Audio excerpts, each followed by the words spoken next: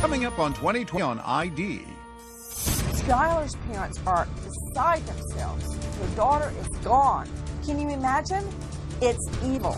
A popular teenage girl lured from home for a mysterious joyride in the middle of the night, but she never comes back. I was scared to death. I didn't know where my baby was. Does this chilling game by BFFs hold an answer? Would you guys rather suffocate or get shot? Get shot. Shot. Drowning or suffocating? Suffocating. Inside a jaw-dropping mystery. Maybe there was a fight. Maybe there was something that made her upset. And the secret world of mean girls gone wild. Give me the phone. No, this is over. This is over. Hurry up. From cryptic messages on Facebook and Twitter to a real-life crime scene in the woods. Skylar is screaming, why? What happens when three is a crowd and one person gets cast aside? What secrets do they have? And who do you believe when pretty little liars seem to be everywhere? Her words were, I have to tell you the truth about what happened last night. Best friends from hell. There couldn't be a more fitting description. Unfriended. Welcome to 2020 on ID. I'm John Quinones. Sometimes it can be hard to know who your true friends really are and who may be stabbing you in the back. Especially tough for teenagers navigating the social hotbed of high school. But as Ryan Smith first reported in 2014, no one could have predicted the chilling outcome among a tight threesome everyone thought would be BFFs forever. They were 16 and inseparable. Best friends. High school sophomores Sheila, Skylar, and Rachel. It was always those three together. You barely ever saw one of them by themselves. Silly in their selfies. Giggly teenage girls. They're pretty, they're sociable, they're popular. But behind their smiles, secrets that would shock everyone they knew. The level of deception, it's mind-boggling. The police were just as shocked as we were. No one was expecting anything like that. Pure evil. Nestled in the Green Mountains of West Virginia, the city of Morgantown, home to West Virginia University, known as a friendly family place. What's it like here in Morgantown? It's peaceful. It's a small town that's growing really fast. Nice people. Dave and Mary Neese lived in an apartment in the tiny Morgantown suburb, Star City. Dave works at a local Walmart, Mary at a medical office. Their lives wrapped around their only child, Skylar. Hey, gorgeous. Treasuring every spin. What a beautiful ballerina. Every laugh. And every childhood memory. It was the time she had a tea party for me, and after Mary came home, she noted that Skylar couldn't reach a faucet. I've been drinking toilet water for the whole tea party. That was a good memory. At the time, it wasn't a good memory. Yeah, I'm a crazy girl. Daddy's a crazy boy. She was Daddy's little girl. I spoiled her beyond rotten. Skylar was very loyal to her friends, the people she thought was her friends. When Skylar was 8 years old, she met another spirited child with whom she developed an instant bond. Her name was Sheila Eddy, and they became thick as thieves. If they weren't together, they were on the phone together. And that's literally 24 hours a day. I'm serious. It was always, you saw one of them, you saw the other one. What was your relationship like with Sheila? Wants to turn away. She's like a part of our family. She really was. I mean, just like one of our kids. The living burns. As a teenager, Skylar had a 4.0 GPA, a part-time job at Wendy's, and an active social life. In their freshman year at University High School, Skylar and Sheila meet the striking redhead Rachel Schoaf.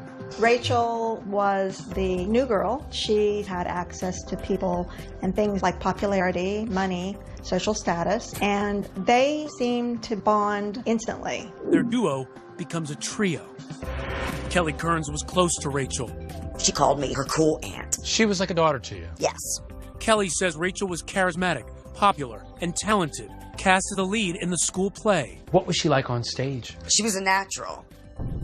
On Rachel's 15th birthday, Rachel introduced Kelly to her new best friends, Sheila and Skylar. Here they are that night. They were two adorable little girls smiling up at me, you know, just looking so angelic.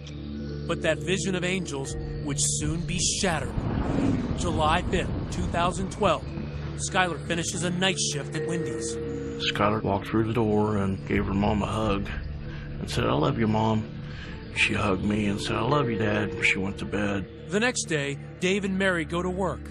But when he returns home that afternoon, Skylar's bedroom door is still closed. I knocked on her door. There was no answer. So I said, "Sky, come on, you got to get up." And I still didn't get an answer. So I opened the door. I looked down at her bed and it hadn't been slept in. And it scared me. So I immediately called Mary. She said, "She's not home?" And I said, "No." Concerned, his next call, Sheila.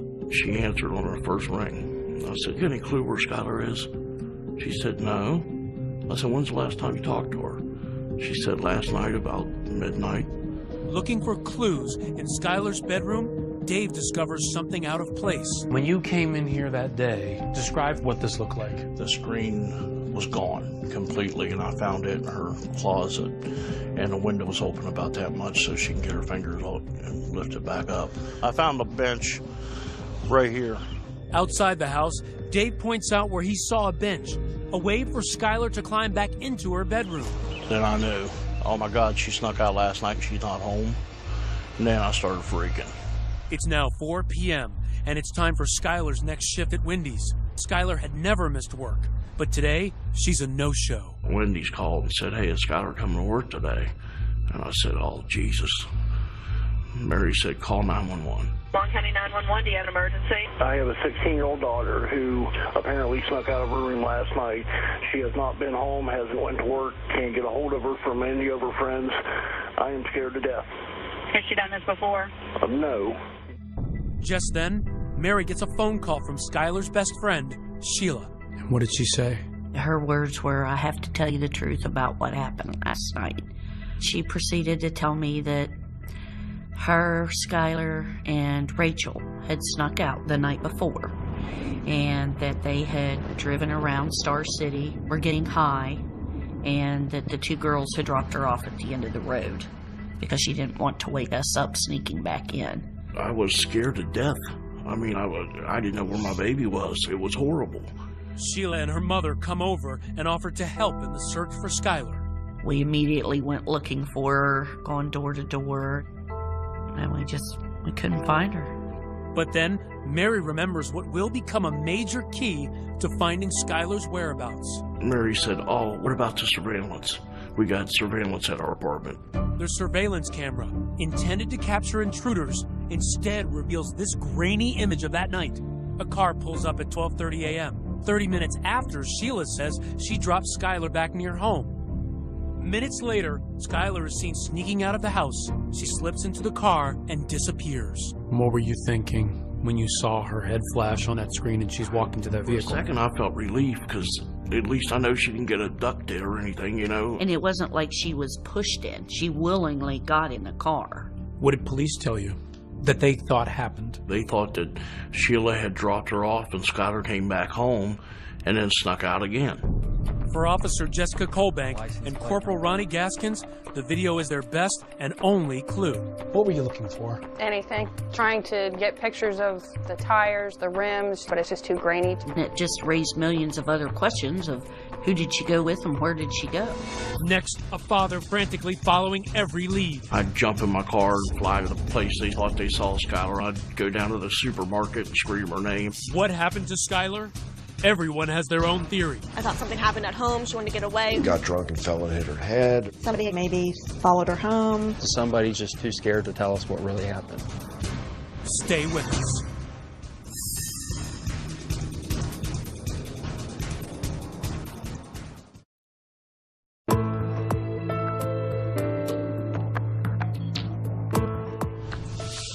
No one has seen or heard from Skylar Neese for days. But is she really missing or just a defiant teenager who's run off? Even her friends are unsure. Ryan Smith picks up the story as police focus on their one and only clue. This is the last sighting of 16-year-old Skylar Neese. Surveillance video outside of her home in West Virginia. An eerie vision as she sneaks out of her bedroom, enters an unknown car, and vanishes. Surveillance video from the James Place apartments showed the 16-year-old girl willingly leaving the complex. A parent's worst nightmare. Anyone with information on Skylar's whereabouts? She seems to have left home voluntarily, so police do not activate an Amber Alert. Officer Jessica Colbank is assigned to the case 2 days after Skylar's disappearance. Did you think it was a runaway case at that point? It does happen. Kids run away, they come home a couple days later, or the parents find them. Skylar's parents, Dave and Mary, are frantic. Dave pleads on local TV for help, begging his daughter to come home. We love you. Come home as soon as you can, baby. Honey, if you're scared, don't be scared. You're not in trouble. We need to talk, and that's all, honey. Just come home. Each time they get calls with possible Skylar sightings, they rush into action. I'd jump in my car and fly to the place they thought they saw Skylar. I'd go down to the supermarket and scream her name. I mean, everywhere they thought they saw Skylar, we were there. Skylar's friends were worried, but hopeful. Morgan Lawrence has known Skylar since they were 3 years old. I thought maybe there was a fight, maybe there was something that made her upset, and that she'd be back the next day. I thought maybe something happened at home, she wanted to get away.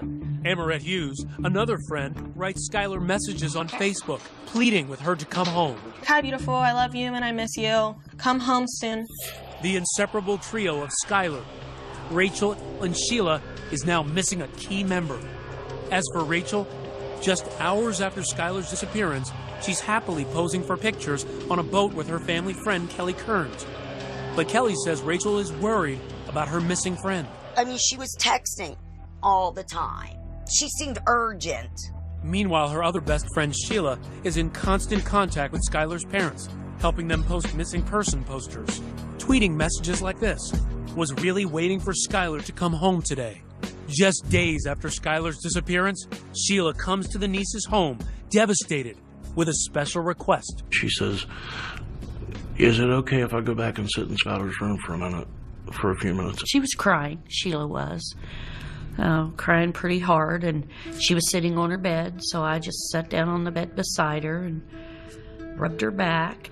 So I was trying to, console her, make her feel better. She was going through the same thing we were going through, just at a smaller level, I mean, this is our baby that's gone, and we're flipping out, and her best friend's gone. I mean, it's horrible.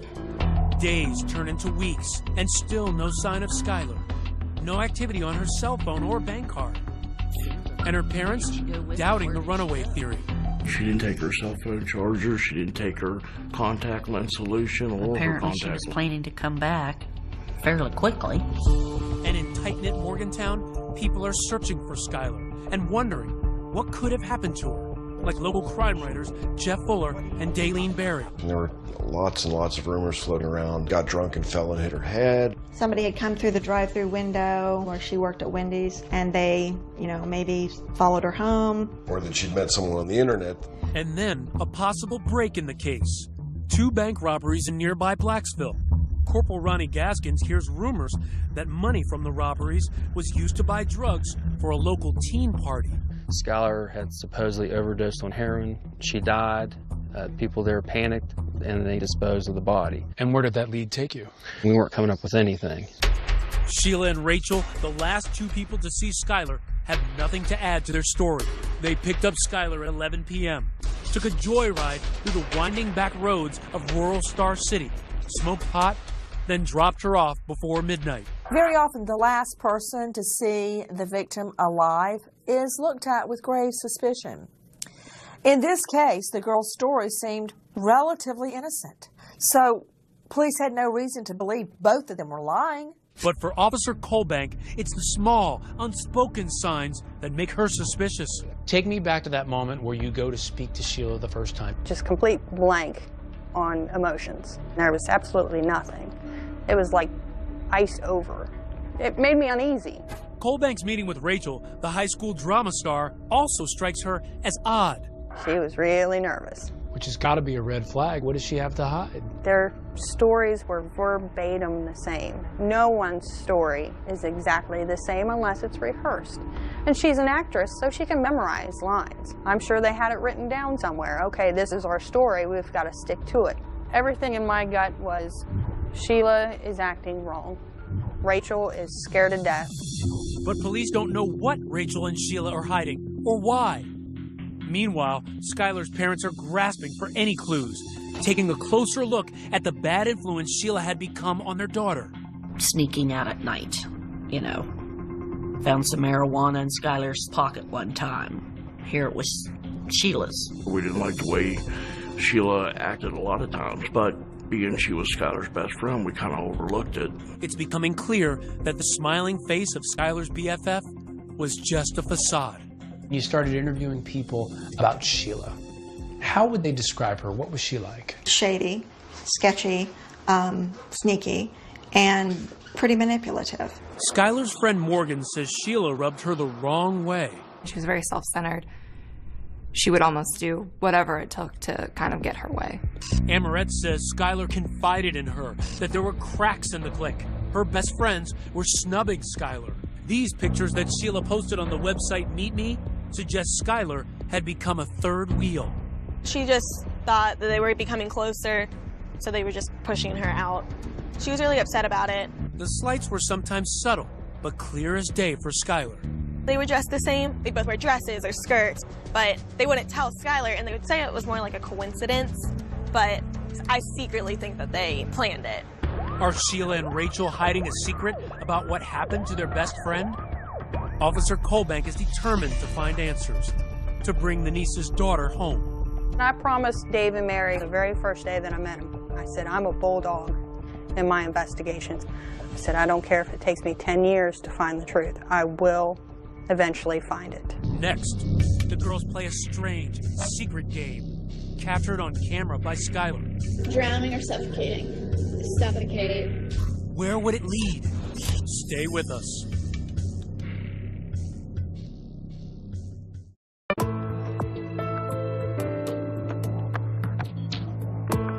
As days turn into weeks, the search for missing teenager Skylar Neese has intensified. But with no signs of activity on her cell phone or bank card, police are beginning to think they're dealing with something far more sinister than a runaway. Ryan Smith picks up the story. Police have begun to suspect that Sheila and Rachel, best friends of missing 16-year-old Skylar Neese, are lying about what happened the night she vanished. The first red flag? Tension in the relationship. Officer Jessica Colbank pours through Skylar's old Facebook and Twitter posts. What she finds sets off alarms. You could tell she was mad at someone.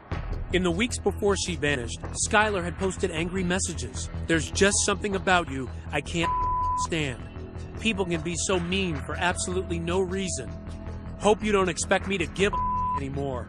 Hashtag bye. And the final tweet she wrote, sent 10:48 p.m. the night she disappeared. You doing like that is why I will never completely trust you. She didn't trust someone. That was the issue. And perhaps the most suspicious posting by Skylar, this strange game among best friends. Sheila asks Rachel and Skylar how they prefer to die. Would you guys rather suffocate or get shot? Get shot. Shot. Drowning or suffocating? Suffocate. It's almost the same thing. I know, but it's not. And when police review Rachel and Sheila's cell phone messages after Skylar went missing, they note a curious absence. There was no mention of Skylar whatsoever. It was very odd. I mean, just based on, seeing Sheila's computers and her electronics, it's as if she just erased it from her mind forever. Skylar has been missing for months. Despite her parents' concerns about Sheila's bad influence, they're convinced that Sheila is simply grieving over her lost best friend. Even as the police are saying to you they've got some suspicions about Sheila, you were thinking, hey, back off of this girl. Oh, I even told him, I said, will you please leave her alone? She's going through enough. I said, those girls have just lost their best friend. Will you chill out on her for a while? What the nieces don't know is that Gaskins and the FBI, who have taken the lead on the case, are finding actual evidence of the girls' deception. Sheila and Rachel told police their joyride with Skylar was contained to the Star City area. Desperate for clues, police scoured surveillance video from local businesses. It paid off. This video captures Sheila's car at 12:39 a.m. heading north, away from Star City. That was the first variation in their stories, is where they drove around. And there's not just video. Cell tower pings from that night placed them in the backwoods town of Blacksville. That just blew their whole, oh, we stayed in Star City. You're 45 minutes away from where you're saying you're at. You can't do that. You're not Houdini. So you say, aha, we have this information. What happens when you speak to Rachel and Sheila? They changed their story to fit, oh, sure, we were in Blacksville. I forgot that. Oops. We didn't want you to know that because we were supposed to be home already. Their carefully rehearsed stories are now mismatched. Sheila, the high school drama queen, claims Skylar didn't join them for the ride to Blacksville. But Rachel, the high school drama star, says she did. They're starting to differ, at least from Rachel's perspective. It sounds like the actress is starting to forget her lines. Oh, yeah. She had to come up with her own lines. And that's where she really started tripping up. Once you start seeing inconsistencies in a story, it's all over. The person's lying. And then you must ask the question, why would they lie? Sheila is adamant that her version of the night's events is true. She volunteered to take a polygraph. What did that say to you? Arrogance. I think she thought she was smart enough to outsmart a machine. So she took a polygraph, and what happened? Failed miserably. Rachel also agrees to take a polygraph, but en route on the day of the test, she's scared, jumps out of her father's car, and flees. She jumped out of a moving vehicle to avoid it. If you haven't done anything wrong, why won't you take this test? Now, armed with surveillance video and cell phone records that prove the girls have been lying, police tell Dave and Mary Neese that Skylar's best friends have a secret. At that point, we knew they had to know something. So we pushed. Your mission is to try to get their secrets out of them. Exactly. Asked them to come over, and I said, okay, help us. You know, if you're afraid of somebody, I promise you they'll never get to you. The Neeses start posting about karma on Facebook, writing that the girls need to tell what they know. Yeah, we hounded them pretty good. Yeah, we did. Their friends at school had picked up on it. Classmates and even strangers are putting pressure on Sheila and Rachel. Anonymous tweets like this one. Pretty little liars keep on lying. So the town was starting to get suspicious. Right. There was a social media campaign building. They were harassed by a lot of different people online.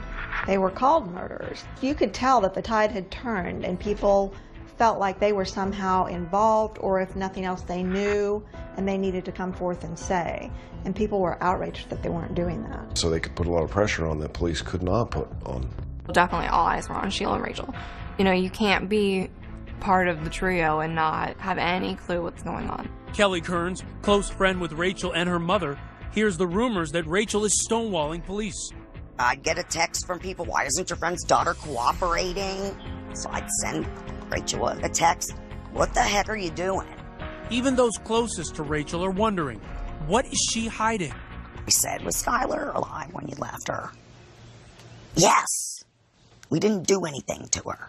I think that in this situation, you cannot lessen the importance of peer pressure.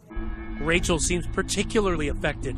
As the lead in that year's school play, she is accustomed to adulation. It's like she was getting booed in a performance. It's that type of level of ostracizing her. She couldn't handle that. It seemed like Rachel was really losing it in terms of she was crying a lot at school. Kids saw that. And it wasn't crying for Skylar, where's my friend? No. No, there was a few places where Sheila was sort of crocodile tears on Facebook, but no, there's never any real end to that. One night, almost 6 months after Skylar went missing, Rachel cracks, apparently having a nervous breakdown. Her mother calls 911. I have an issue with a 16-year-old daughter of mine. I can't control her anymore. She's screaming. She's running through the neighborhood. Give me the phone. No, this is over. This is over. Hurry up. Oh, God. She just gave me a block. Oh, God. Hurry up, please. Seemingly suicidal, Rachel is admitted into a local psychiatric hospital. What happens there has never been revealed. But immediately upon release, Rachel is driven directly to meet with police. She's just nervous, she was shaking, and the impression I got was, all right, now the truth's finally going to come out. Next, you'll never believe what Rachel tells police. This was something totally different from what you expected. It struck me as unbelievable. Skylar's last moments revealed. There was no accident. Man, this is dark and creepy. Just imagine these girls are out here after midnight. Stay with us.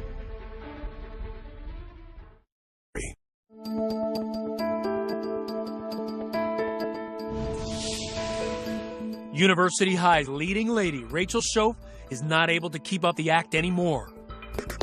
6 months after the disappearance of Skylar Neese, Rachel's abandoning the role of heartbroken best friend and going from a psych ward straight into the interrogation hot seat. She was nervous. She was shaking.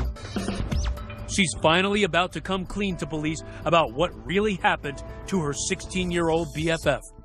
It was a plot twist no one saw coming. The first words out of her mouth were, "We stabbed her." This was something totally different from what you expected. It took us a minute to kind of settle down. Okay, what do you mean you stabbed her? Rachel tells Corporal Ronnie Gaskins she and Sheila began plotting to kill Skylar months earlier during science class. They were joking how they would dispose of a body. Then it got more sinister. We need to figure out how we're going to kill her. They don't know how to use guns, so they would use knives to stab her. The students said, they thought they were joking. They did know for sure that they didn't like Skylar by how they talked about her. So one of them even warned Skylar, and Skylar blew it off after confronting them. Rachel wanted Skylar dead now because, get this, she was about to leave for church camp. So one midsummer's night, she and Sheila gathered some critical tools: a shovel, paper towels, bleach, wipes, a change of clothes, and kitchen knives. And they arranged to meet with Skylar. Remember this grainy surveillance video? Police couldn't make out the car. Turns out it had been Sheila's all along. 12:30, they arrive at Skylar's house, the knives hidden in their hoodies. 5 minutes later, Skylar emerges. They drive out of Star City, past Blacksville, and across state lines to Pennsylvania, and into the woods of a town called Brave, where Skylar is about to face the fight of her young life. And they're driving on this road that we're on right now. Yes. And Skylar's in the backseat having no idea what's about to happen. She has no clue. Gaskins takes me back to the murder scene. Man, this is dark and creepy. I mean, Just imagine these girls are out here after midnight. And recounts what Rachel confessed. All three girls exit the car, and they walk down this road. The girls find a grassy area to sit and smoke marijuana. Skylar gets up and starts walking back to the car to get a lighter. That's when they execute their secret plan.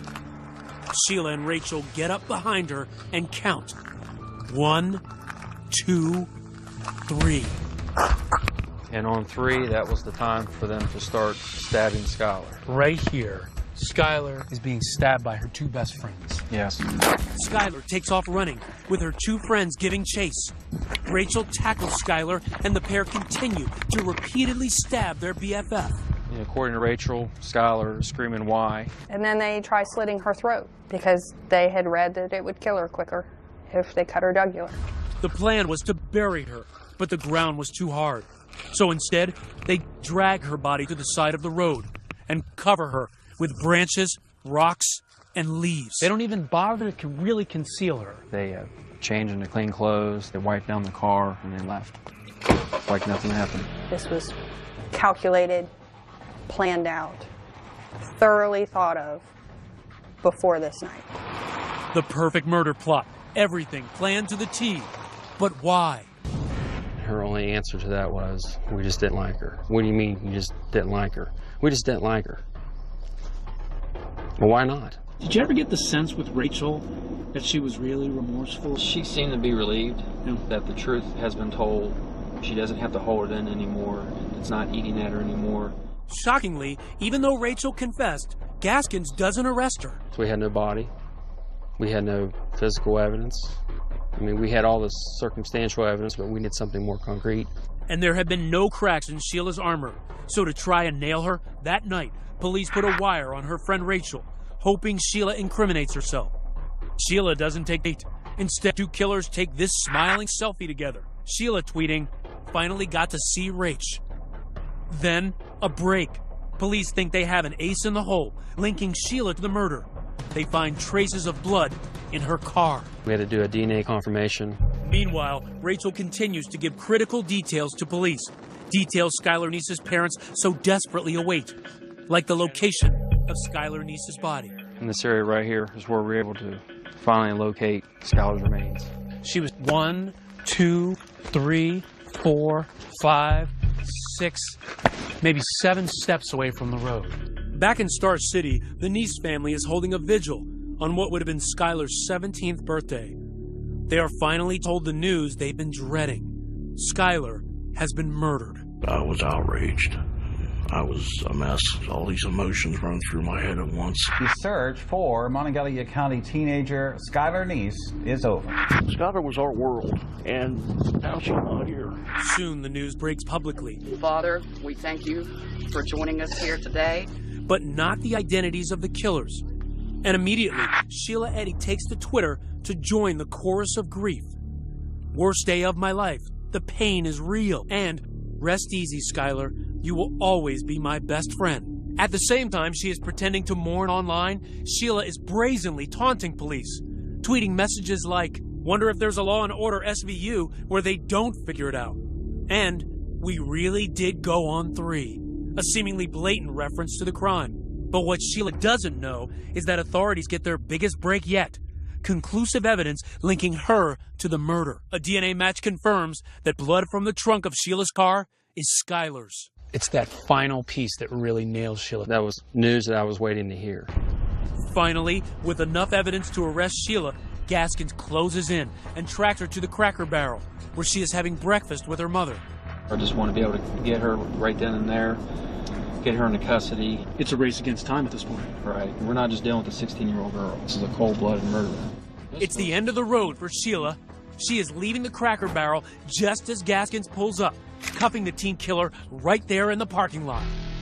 I advised them she was being charged with the murder of Skylar Neese. What did it feel like for you to finally arrest Sheila? It was just an amazing feeling. It's also a huge victory for that young cop who wouldn't quit, Jessica Colbank. Elation. Pure joy. What did you say when you brought her to jail? Home sweet home. And then we shut the door with a big old grin on my face. Case closed for Colbank, but for Skylar's parents, Dave and Mary, Sicko. Learning the killer's identities not only brought more heartache and devastation, but also fury. They're acting like they really care. And they're the ones that's responsible for the whole thing the whole time. Casting devastating new light on that moment when Sheila was overcome with emotion in Skylar's bedroom. Oh, my Lord, we believe that garbage. Can you imagine? Your daughter's killer sitting on your daughter's bed, crying, and the mother putting her arms around her daughter's killer. Skylar trusted those two little witches, and it cost her her life. But friends like that, you don't want any enemies, that's for sure.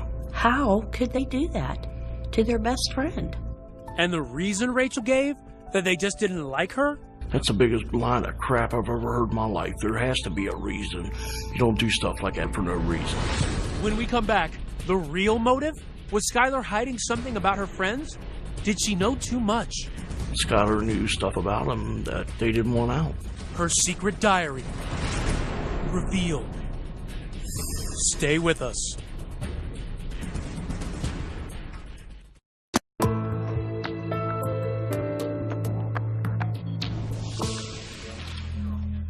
She's a killer nobody would have suspected. The fresh-faced high school senior, Sheila Eddy, smirking in her first court appearance. After months of secrecy, the truth is revealed. Skylar Neese's best friends, Rachel and Sheila, were actually her worst enemies. The shocking news, they had lured her into the woods and brutally stabbed her to death. The search for Skylar Neese is over. Rachel confessed. 2 teenagers implicated for stabbing a third friend to death. Many of Skylar's friends hear about it at school. It devastated me. I actually had to get up and leave class. If you don't want to be friends with someone anymore, you just delete them on Facebook. Like, you don't go and get rid of them. Kelly Kearns has known one of the killers, Rachel, since the day she was born, considering her like a daughter. When someone tried to tell me that they stabbed them, no way in heck. You couldn't believe that was your Rachel. You can't tell me these girls stabbed her. And it wasn't until I opened the paper when I was all guilty and her picture.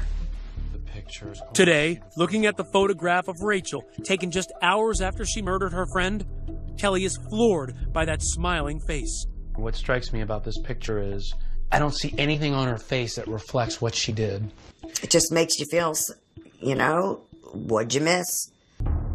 And at the heart of the wrenching questions, how could 2 teenagers kill their best friend? they say they just didn't like her anymore, which is typical of teens, but teens typically don't kill each other when they fall out of like. Daylene Berry and Jeff Fuller believe envy may be part of the answer. Skylar, on some level, probably represented to Sheila and Rachel what they lost or could never be, and that was her wholesomeness. She wanted to stay focused on her goals of going to college, becoming a lawyer, being a self-sustaining individual that gives back to society. And Rachel and Sheila had somewhere along the way, they lost that. And Skylar was a reminder of something that they weren't going to be able to accomplish. So it's almost a jealousy. Yeah. She's the buzzkill. Yeah, she's the buzzkill. I think it was because Skylar knew stuff about him that they didn't want out. Stuff, he says, that was hidden in Skylar's diary, where he says she wrote about a sexual relationship between Sheila and Rachel, which she witnessed at a sleepover at Rachel's house. Daylene Berry and Jeff Fuller describe the incident in intimate detail in the book they've written called Pretty Little Killers. Sheila and Rachel became involved sexually, it appears. Skylar was forced to watch because she knew if she left the bedroom, they had all been drinking and they'd all be in trouble. Several weeks after the sleepover, Skylar tweets, "I tell the whole school all the I have on everyone," which is a lot. Hashtag, if I could get away with it. Then, 1 month before she is murdered, there is another tweet from Skylar. "Just know, I know." Rachel and Sheila had formed some type of a sex relationship that they believed Skylar knew about it and would ultimately tell everyone. But the nieces say that Skylar never would have acted on the veiled threats. She had a lot of gay and lesbian friends. It didn't bother her. Now, she didn't care if you were pink, purple, yellow. That was just Skylar. Why do you think they killed her? For the thrill of it, to see if they could get away with it. I feel that they had a strong dislike for Skylar, so it's fitting they stabbed her in the back. A year and a half after the murder, Rachel faces justice. She pleads guilty to second-degree murder, a lesser charge based on her cooperation. Finally, in court, she directly addresses the Neese family. I'm so sorry. I don't know if there's a proper way to make this apology, because there are not even words to describe the guilt and remorse that I feel each day for what I've done. The person that did that was not the real me, not the person I am, not what I'm made of, and not what I believe in. Rachel's mom weeps as she listens. Again, I'm so sorry, and I pray each day for everyone involved, and I pray each day for forgiveness. She can take her apologies and everything else and sit on them because that's about what they're worth to me and my wife. She has done nothing but make our lives a living hell since this day one. And she's sorry because she got caught. That's the only reason she's sorry. She was crying. She was emotional. You didn't think that was remorse? To me, that was her final act in front of an audience. She's the big actress, star of the high school plays. This was her last Broadway performance. At her arraignment, a defiant Sheila Eddy pleads not guilty. Sheila Eddy, how do you plead not guilty? But later, in a surprise development, she changes her plea. Sheila Eddy, how do you plead to the offense of murder in the first degree? Guilty. Guilty to first-degree murder. She offered no words of remorse. Why do you think that Sheila has never apologized? Because she's not sorry. You don't apologize for murdering somebody in cold blood because she meant to do it. It's a good thing she didn't give an apology. People think it's horrible because she didn't. I commend her. Don't stand up there and lie to me and tell me you feel guilty. Rachel's family described her actions in a statement as unforgivable and inexcusable. Sentenced to 30 years, she's now serving time in an adult prison. The same prison, in fact, where Sheila, the girl she turned in, is now serving a life sentence. But both girls could be released on parole by their early 30s. If I'm dead and gone, somebody will be there to make sure they talk to the parole board and these animals don't get out of their cages. If you could say anything to Sheila and Rachel right now, what would you say? Rot in hell. Skylar's friends are still trying to process their loss and mourn the milestones they are experiencing without her. Skylar never got to go to a prom. Isn't that your boyfriend? Mary and Dave never got to see her get all dressed up and get the bouquet and get everything else. And graduation was definitely one of the hardest. That week was a little rough. In memory of their only child, Dave and Mary Neese helped pass Skylar's Law in West Virginia. It requires Amber Alerts for all missing children. This is Skylar's room. When you come in here, does it give you any sense of Skylar now? Yeah, it still does. They continue to treasure every item that belonged to Skylar. Some of them don't mean anything. They were hers, so we'll always keep them.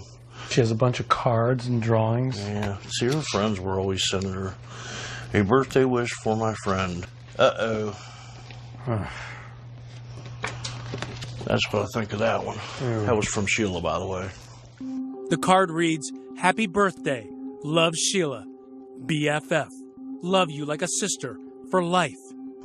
For Dave, it's just one more reminder of the searing betrayal that has destroyed their world. Because of that outward appearance, people don't want to believe they're capable. I still, to this day, have people say, there's no way, it's just those two girls. Yes, it's those two girls. This crime, to me, is one of those crimes that go down in the books as truly evil. Best friends from hell. There couldn't be a more fitting description. Today, on a hidden road, deep in the woods of a town called Brave, there is a silent shrine. They say this is pretty much where she was found. The site of Skylar's murder has been transformed into a memorial. On this visit, a stranger had written a note to Skylar. This one says, "Rest in peace, sweet Skylar. Soar with the angels." Baby, I'm so sorry.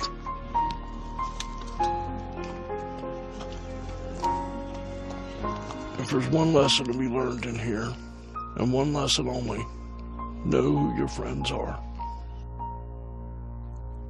Dave and Mary Neese moved from the apartment building where they were living. They say it's just too painful to remain where Skylar once lived. As of 2015, Sheila Eddy and Rachel Schultz both remain in the same prison. I'm John Quinones. Please join us next time for another edition of 2020 on ID.